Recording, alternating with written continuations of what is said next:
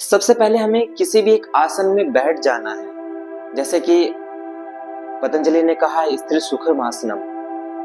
उनका ये कहने का मतलब है कि कोई भी एक ऐसा आसन जिसमें आप आराम से सुख सुविधा पूर्वक आराम से बैठ सको, वही एक आसन है। तो आप ब्लैंकेट ले सकते हो या कोई पिलो ले सकते हो ऐसा, और उसको अपने नितंब के नीचे रख लीजिएगा, ठीक है ना। और जैसे मैं अभी बैठा हूँ सुख आसन में, आप ऐसे भी बैठ सकते हो। और इसके बाद अगर आप अच्छी प्रैक्टिस करते हो तो आप इस प्रकार से पद्मासन में भी बैठ सकते हो। जो भी आपको अच्छा लगे आप उसमें आराम से बैठ सकते हो। अब हम करने वाले हैं भस्त्रिका प्राणायाम।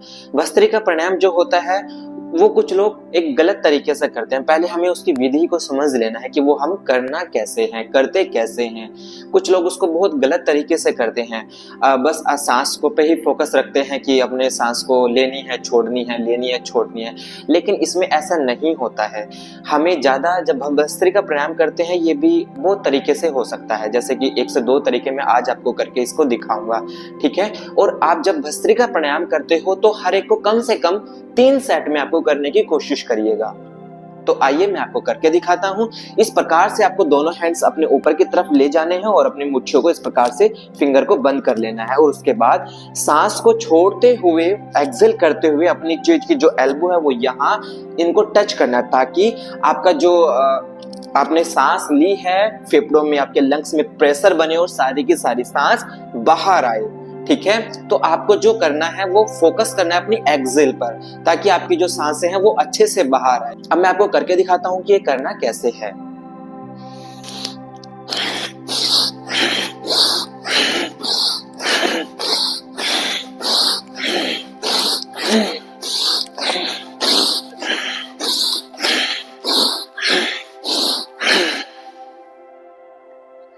अभी आपने देखा कि मैंने आपको भस्त्रिका प्राणायाम करके दिखाया है। आपको भी सेम ये इसी प्रकार से करना है। बस एक बात का आप इसमें ध्यान रखिएगा, जब आप सांस को बाहर निकालते हो तो उस पर पूरा ध्यान देना है, पूरा फोकस आपको उसी पर ही रखना है।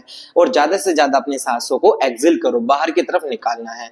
जब आप एक राउंड फिनिश कर लेते हो, जैसे कि आपने एक राउंड में 30 ब्रीथ आउट किया है, जैसे कि आपने एक राउंड में 10 भी मान लीजिए, कोई 10 करेगा, कोई 20 करेगा, कोई 30 करेगा, जितनी भी उसकी कैपेसिटी होती है।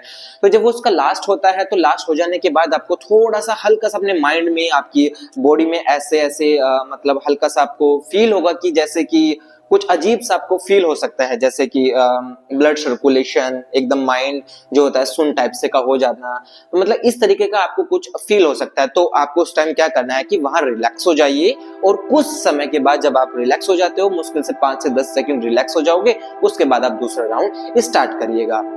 स्मृतियों को, हमारी याददाश्त को, हमारे माइंड के लिए बहुत ही ज्यादा अच्छा होता है और हमारे माइंड को ये बहुत ज्यादा स्ट्रॉन्ग करता है। साथ में हमारे ब्रीदिंग सिस्टम को भी बहुत ज्यादा बेटर बना